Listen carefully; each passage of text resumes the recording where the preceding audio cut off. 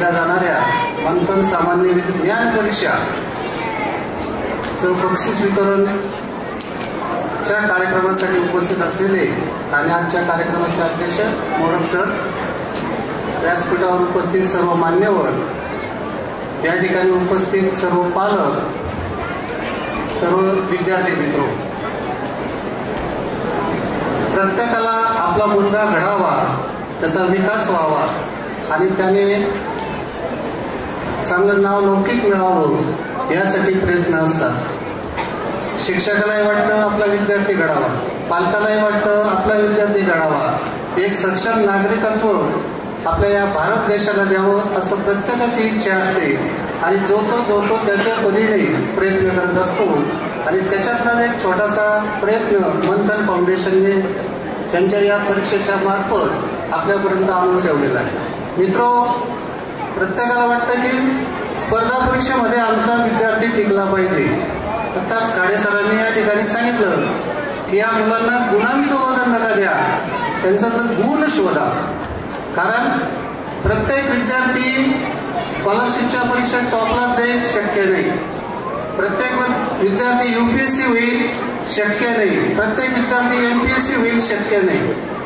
पण त्याच्याला गुण तुम्ही शोधा आणि त्या गुणाचं वजन जर त्याच्यावर दिलं आणि त्याला जर तुम्ही चांगला प्रतिसाद दिला तर सचिन तेंडुलकर सारखे सुद्धा खेळाडू तयार होऊ शकतात.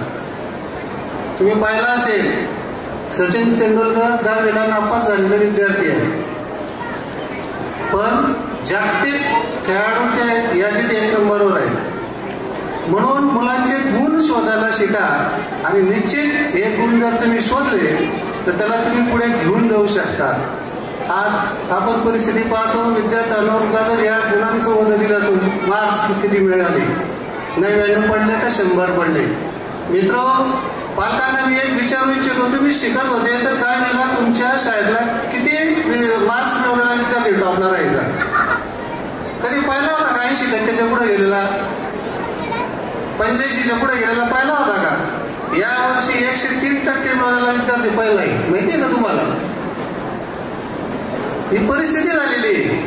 म्हणजे इतकं मार्क्सचं वजन आपण त्या विद्यार्थ्यांना देतोय ते तसं घडू नये. प्रत्येक पालकाने आपला स्वतःचा मुलगा असा घडवला पाहिजे. तुम्हाला एक छोटी गोष्ट सांगतो. एक पालक होते, म्हणजे एक सामान्य कुटुंब होतं, त्या मुलाची आई वारलेली होती. त्या मुलाच्या वडिलांना टेन्शन यायचं, ते बिचारे राबराब राबायचे, शेतात जायचे, काम करायचं. तो मुलगा 8वी पर्यंत गेला, पण तो एक नैराश्य जीवन जगत होता. आई नाही, त्याला वाटत होतं भरपूर करावं पण पैसे नाही, मोठं व्हावं शिकावं म्हणून तो प्रयत्न करत होता, परंतु त्याच्याकडे पैसे नव्हते, गरिबीची परिस्थिती होती आणि तो नैराश्यात जात होता. हे त्याच्या वडिलांनी ओळखलं. ते वडील फक्त शेतमजूर करत होते, त्या वडिलांनी ओळखलं आणि त्यांना सहज सुचलं. त्यांनी एक घराला जुना कापड काढला, जुना कापड, आणि त्या कापडाचा एक तुकडा तयार केला आणि त्याच्याकडे दिला की हा कापड घे आणि बाजारात जाऊन विकून ये, आणि जे पैसे येतील ते आपल्या संसाराला कामात येतील. तो 8वीतला मुलगा तो जुना कापड घेऊन त्याने त्याला धुतला. रात्री इस्त्री नव्हती घरात, त्याला इस्त्री व्हावी म्हणून आपल्या उशाखाली ठेवला आणि दुसऱ्या दिवशी बाजारात जाऊन तो विकायला सुरुवात केली. 10 रुपयात कापड, 10 रुपयात कापड, 10 रुपयात कापड. कापड कोणी घेईना. योग असा आला, एका गाडी चालकाच्या काचा पुरीच घाण होती. त्याला वाटलं चला हा मुलगा बिचारा कापड विकतोय, त्याच्याकडून त्यांनी कापड घेतला, त्याला 10 रुपये दिले. तो कापड घेऊन घरी गेला आणि घरी गेल्यावर त्याच्या वडिलांना दिला, कोणी 10 रुपयात कापड विकला. त्याच्या वडिलांनी त्याला कवटाळलं आणि नंतर सांगितलं, बाबा आता आणखी एक दुसरा कापड देतो. तेवढाच कापड दिला, तो 20 रुपयाला विकून ये. तो मुलगा म्हटला का बाबा 7 तास लागले म्हणे, तो 10 रुपयाला कोणी घेत नव्हते, तोच कापड मी आज बाजारात 20 रुपयाला कसा विकू? नाही म्हणे, ते तुला करावंच लागेल. त्या मुलगाला काहीतरी कल्पना सुचली, त्याने तो कापड धुतला, त्याला सुकवला, वाळवला आणि त्याच्यावर स्वतःच्या शाळेतले जे रंग खडू होते त्याच्याने काय केलं, सचिन तेंडुलकरचं चित्र काढलं जसं जमेल तसं, आणि तो एका शाळेच्या समोर जाऊन त्याने विकायला सुरुवात केली. सचिन तेंडुलकरचं चित्र काढलेलं कापड, सचिन तेंडुलकरचं चित्र काढलेलं कापड. शाळा सुटली तेव्हा तो गेला तिथं. योग असा आला की ती एक मुलगा नाही हट्ट करायला लागलं, रडायला लागलं त्याच्या आईकडे की मला हे कापड घेऊन दे म्हणे. सचिन तेंडुलकरचं चित्र होईल त्याच्यावर. त्या बाईने ते कापड 20 रुपयाला घेतलं. किती रुपयाला? पण त्या मुलाला सहज विचारलं तो का शिकत नाही म्हणे. तो म्हणे मी शाळा शिकतो परंतु आमची गरिबीची परिस्थिती. त्या बाईला द्यायला आणखी 20 रुपये एक्स्ट्रा दिले. तो तर 40 रुपये घेऊन गेला आणि बाबाला सांगितलं की पहा म्हणे बाबा मी आज 20 रुपयाला कापड विकलं. त्या बाईने मला 20 रुपये बक्षीस दिले. बाबाला फार आनंद झाला वडिलांना. पण वडिलांना आनंद झाल्यानंतर त्यांना काहीतरी शिकवायचं होतं. त्यांनी तिसऱ्या दिवशी तिसरं कापड दिलं आणि सांगितलं हे कापड आता बाजारात जाऊन 200 रुपयाला विकून यायचं. कापड तेच आहे, लक्षात घ्या बरं. कापड तेच आहे. मी पालकांसाठी सांगतो, मुलांसाठी नाही बोलत आहे. कापड तेच.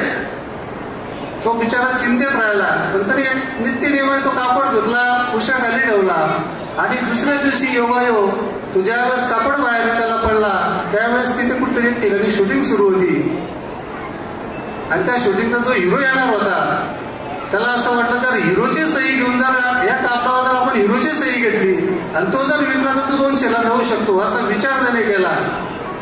आणि मग त्या एवढ्या गर्दीत कोणाच्या पाया घालून घुसत तो हिरोपर्यंत पोहोचला आणि सही घेतली. तो कापड बाजारात विकायला गेला आणि सांगितलं अशोक सरांचे सही असलेला कापड, अशोक सरांचं सही असलेला कापड. त्या कापड घ्यायला रांग लागली. जो पहिला आला तो मी 2000ला घेतो. तू म्हणे नाही माझ्या बाबांनी मला 200लाच विकायला सांगितला, तुम्ही मला 200 द्या. आणि तो कापड दिला. तो घरी आला, बाबांना सांगितलं. बाबांनी त्याला विचारलं तू याच्यातून काय शिकला, काय शिकला असे भरपूर सांगेल का एखादा पालक, एखादा विद्यार्थी. तो सांगायला लागला प्रयत्न केले तर यश मिळतं असं बरंच सांगितलं. पण बाबाने सांगितले हे तुला मला शिकवायचंच नव्हतं, तू प्रयत्न करत होता पण गरिबीमुळे तुझ्यात नैराश्य आलं होतं. पण याच्यातून एक शिकण्यासारखं आहे की स्वतःची किंमत स्वतः वाढवली पाहिजे. तेच कापड 10 रुपयाचं कापड दुसऱ्या दिवशी 20ला विकलं, 20चं कापड 200ला विकलं म्हणजे ज्या कापडाची किंमत तू वाढवू शकतो तर तू हाडा माणसाचा माणूस आहे, तुला बुद्ध्यांक आहे, तुला मेंदू आहे, तू निश्चित स्वतःची किंमत वाढवू शकतो. हेच प्रत्येक पालकाने आपल्या मुलांना शिकवलं पाहिजे. गरिबी असेल, परिस्थिती वाईट असेल, खचून जाता कामा नये. त्या परिस्थितीतून मार्ग काढायला जर आपण या पालकांनी शिकवलं तर निश्चित आपण आपल्या मुलाला टॉपर नेऊ शकतो. दुसरं एक उदाहरण महत्वाचं एडिसनचं. माहितीये का कोणाला? एडिसन कानाने बहिरे होते. माहितीये का तुम्हाला कोणाला? ज्यांचा 103 एवढे बुद्ध्यांक आहे काशी विद्यार्थी आम्ही शोधणार आहोत. आणि प्रत्येक पालकाने सुद्धा प्रयत्न करायचा की आपला पाल्य कोणत्या क्षेत्रात निपुण आहे या विद्यार्थ्यांना तुम्ही एक सांगा. नियोजन करायचं. आपण नियोजन करतो आपला मुलगा परीक्षेला बसला, मंथनला बसला, स्कॉलरशिपला बसला, एनएमएसला बसला, पुढे नवोदयाला बसला. आपण काय करतो एक वेळापत्रक तयार करतो. याने 6 वाजता उठलं पाहिजे, 7 वाजता नाश्ता, 8 वाजता अभ्यास करेल आणि या विषयाचा अभ्यास करेल. मी एका शिक्षक यांच्या घरी गेलो. त्यांचा मुलगा 10वीला होता आणि त्यांनी नियोजन केलं होतं. त्यामुळे साहेब असं नियोजन केलंय. मग मी त्या विद्यार्थ्याला विचारलं होतं कालच्या नियोजनात तू काय काय केलं. तर त्याने मला सांगायला सुरुवात केली 6 वाजता उठणार होतो, तुमचं झोप लागल्यामुळे 7ला उठलो. 7ला उठल्यानंतर ते पुढचं मग ते योगा करायचं राहून गेलं. त्याने त्या दिवसातलं काहीही केलेलं नव्हतं त्या नियोजनातलं. मग नियोजन कसं पाहिजे हे त्या मुलांना शिकवा आणि त्यांना शिवाजींचा इतिहास सांगा. शिवाजी महाराजांचं नियोजन होतं अफजल खानाचा वध करणे. किती वर्ष लागलं त्यांना नियोजन करायला तुम्हाला माहिती आहे का? अफजल खानाने महाराष्ट्रावर स्वारी सुरुवात केल्यापासून तर बरोबर तब्बल 1 वर्ष त्यांनी नियोजन केलं आणि त्या नियोजनाचा फायदा त्यांना असा झाला की त्यांना ते 2 मिनिटात यश मिळालं. किती मिनिटात? 2 मिनिटात.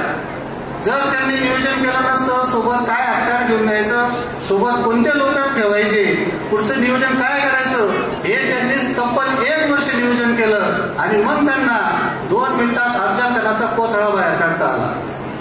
म्हणून आपल्या मुलांना आपण शिकवा की ते शक्य झालं पाहिजे आणि ते निश्चित आपण करू शकतात. मित्रो, शिवाजी महाराजांचं उदाहरण द्यायचं जर ठरलं, शिवाजी महाराज ज्या वेळेस महाराष्ट्रात त्यांचे आई सोबत आले, पुण्याला आले, तेव्हा त्यांचे वडील कोण होते? मुलांना सांगा. शिवाजी महाराजांचे वडील कोण होते सांगा बरं? शहाजीराजे भोसले यांनी शिवाजी महाराजांना 3 गोष्टी दिल्या होत्या सोबत. माहिती आहे का तुम्हाला? कोणाला? एखाद्या मुलाला माहिती आहे का? एखाद्या पालकाला राजमुद्रा दिली होती. दुसरी गोष्ट दिली होती छोटस मंत्रिमंडळ. तुम्ही जिजाबाई बरोबर छोटस मंत्रिमंडळ आलं होतं. आणि तिसरं दिलं होतं भगवा ध्वज.